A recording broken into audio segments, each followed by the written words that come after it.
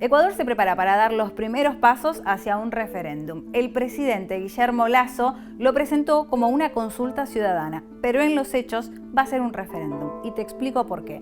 Hay una diferencia entre consulta popular y referéndum. Técnicamente en Ecuador se entienden diferente. La consulta popular justamente consulta a la ciudadanía sobre temas de interés nacional, ya sean políticos, económicos o sociales, y no tiene que ver con la Constitución. En cambio, el referéndum no se puede despegar de la Carta Magna porque justamente la consulta busca modificar o crear algún artículo constitucional. La última vez que se realizó una consulta popular fue en 2018 bajo el gobierno de Lenín Moreno. En esa ocasión se buscó eliminar la reelección indefinida que se había establecido durante el mandato de Rafael Correa. En nombre de un pueblo que ha dicho sí, sí, 7 veces sí. Además, se aprobaron regulaciones a la prensa, reformas en la justicia y la inhabilitación para políticos que tuviesen capitales en paraísos fiscales.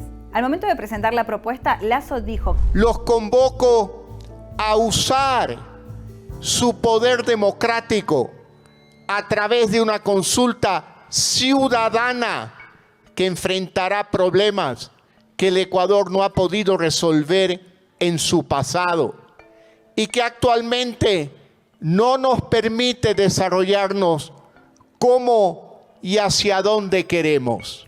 Y también indicó que esta consulta, este referéndum, vamos a llamarlo por su nombre, se va a estructurar en 3 grandes pilares: seguridad, institucionalidad y medio ambiente. La intención del gobierno es que se pueda votar antes de los primeros meses de 2023. Incluso antes de febrero, mejor para el gobierno, porque en esa fecha está establecida la elección seccional. Y esto significa que los votantes irán con sus preferencias electorales a depositar su decisión sobre el referéndum. Para esto, las preguntas ya empezaron su recorrido constitucional. El 12 de septiembre, el ministro de Gobierno entregó el pliego a la Corte Constitucional. Este organismo es clave porque tiene 2 roles fundamentales. Por un lado, determinar cómo se van a implementar las modificaciones en la Constitución. Y por otro, determinar si efectivamente son constitucionales las preguntas planteadas. Desde entonces, la Corte tiene 20 días para emitir su dictamen y su silencio se considera como un dictamen favorable. Una vez que se pronuncie la Corte, el pliego sigue su viaje. Llega al Consejo Nacional Electoral, lo que marca el puntapié oficial de lo que será el referéndum. Tienen 15 días para convocar a la consulta y otros 45 para realizarla de manera efectiva. El apruebo y el rechazo marcan 2 caminos legales muy diferentes. Tengamos en cuenta lo siguiente: las preguntas que tienen que ver con referéndum, de ser aprobadas, ingresan en vigencia en el registro oficial y además modifican la Constitución.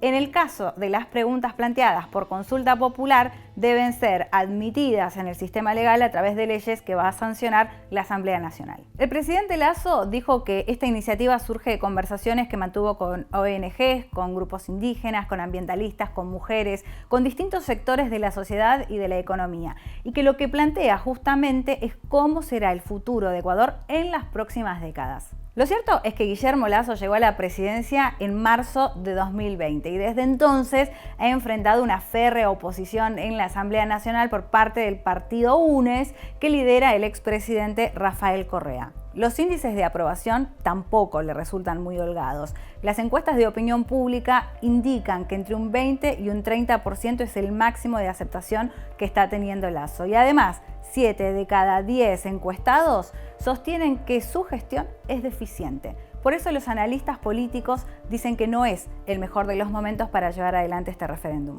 En este contexto, el gobierno de Lasso presentó 8, finalmente, de las 30 preguntas que habían planteado de manera inicial. La primera pregunta propone lo siguiente: ¿está usted de acuerdo con que se permita el apoyo complementario de las Fuerzas Armadas en las funciones de la Policía Nacional para combatir el crimen organizado, enmendando la Constitución de conformidad con lo previsto en el anexo 1? Actualmente, las Fuerzas Armadas no pueden colaborar con la Policía Nacional en lo que es el mantenimiento del orden público ni en la seguridad interna. Tienen una función muy específica, que es garantizar la soberanía y la integridad territorial. Hasta ahora, esta situación venía corrigiéndose con estados de excepción. Desde 2021 se decretaron 12 de 14 estados de excepción únicamente para que las Fuerzas Armadas pudieran colaborar con la Policía Nacional en seguridad ciudadana, en manifestaciones e incluso dentro de las cárceles. De no haber sido por estos estados de excepción, hubiera estado vedada por la Constitución Nacional esta posibilidad.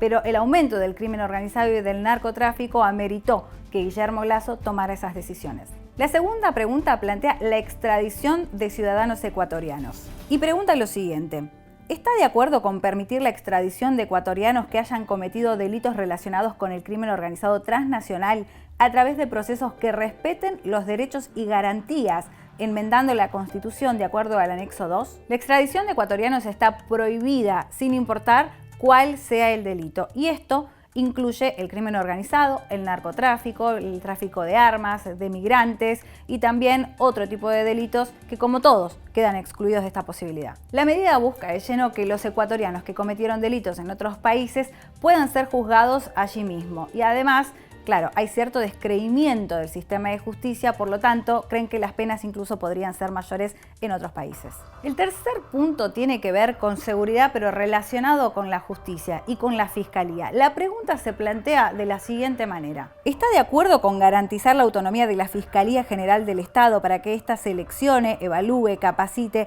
y sancione a los servidores que la conforman a través de un consejo fiscal, enmendando la Constitución de acuerdo con el anexo 3? Actualmente el Consejo de la Judicatura selecciona, evalúa, asciende y capacita a los fiscales, a pesar de que la Fiscalía es un organismo autónomo. El referéndum busca cambiar la manera en que funciona actualmente la selección de los fiscales, devolviéndole a la Fiscalía la potestad de poder seleccionar, evaluar, capacitar, ascender a sus propios fiscales a través de la creación de un consejo fiscal. Un gran problema al que se enfrenta Ecuador y que motiva también la modificación del funcionamiento en el Consejo de la Judicatura y de la Fiscalía es que hay más de 500 cargos sin nombrar y muchos de ellos han sido prorrogados hasta por muchísimos años. Sobre este tema, la Fiscalía ya puso el grito en el cielo. En verdad dijo que está a favor de mayor autonomía, pero que un consejo fiscal solamente podría obstaculizar más el proceso. Vamos con el segundo pilar, que es la institucionalidad. La primera de sus preguntas dice: ¿está usted de acuerdo con reducir el número de asambleístas y que se los elija de acuerdo a los siguientes criterios?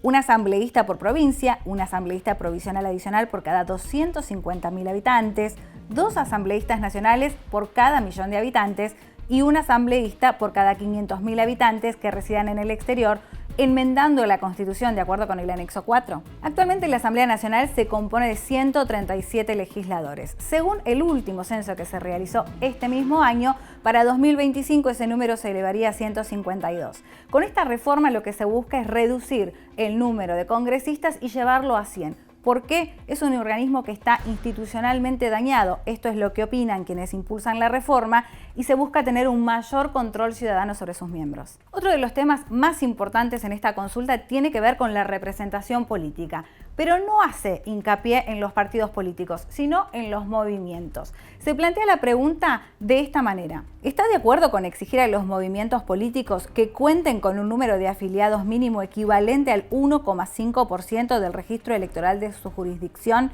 y obligarlos a llevar un registro de sus miembros auditado periódicamente por el Consejo Nacional Electoral, enmendando la Constitución de acuerdo al anexo 5? Como decíamos, esta pregunta pone el foco en los movimientos políticos y no en los partidos políticos. Y es que hay 272 movimientos políticos que, a consideración del gobierno, no plantean una buena representación ciudadana, pero además la cuestión está en otro lugar.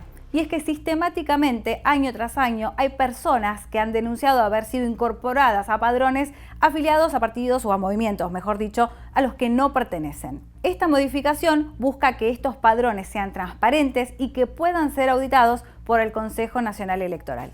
Llegamos al punto número 6. Esta pregunta tiene que ver con las autoridades de control y sus nombramientos. La pregunta se plantea de esta manera: ¿está de acuerdo con eliminar la facultad de designar autoridades que tiene el Consejo de Participación Ciudadana y Control Social e implementar procesos que garanticen meritocracia, escrutinio público y control de diferentes instituciones, de modo que sea la Asamblea Nacional la que designe a través de los procesos a las autoridades que actualmente elige el Consejo y a sus consejeros, enmendando la Constitución de acuerdo con el anexo 6?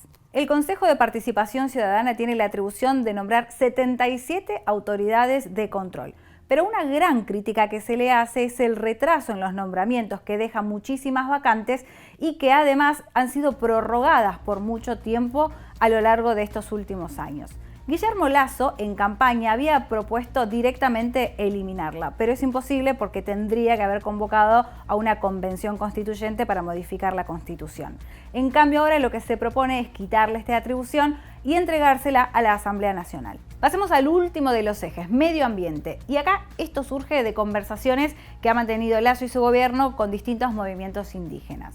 Vamos a ver de qué se trata. La primera pregunta, y que sería la número 7 de este referéndum, plantea: ¿está de acuerdo con que se incorpore un subsistema de protección hídrica al Sistema Nacional de Áreas Protegidas, enmendando la Constitución de acuerdo con el anexo 7? La Constitución excluye del Sistema Nacional de Áreas Protegidas al agua, es justamente lo que se busca proteger. Y en la pregunta número 8, es decir, la última, se busca justamente crear un sistema de incentivos para la protección del medio ambiente. La pregunta se plantea en estos términos: ¿está de acuerdo con que las personas, comunidades, pueblos y nacionalidades puedan ser beneficiados de compensaciones debidamente reguladas por el Estado por su apoyo a la generación de servicios ambientales, enmendando la Constitución de acuerdo con el anexo 8? Actualmente la Constitución no prevé ningún tipo de mecanismo de compensación para aquellos que generen servicios de protección ambiental.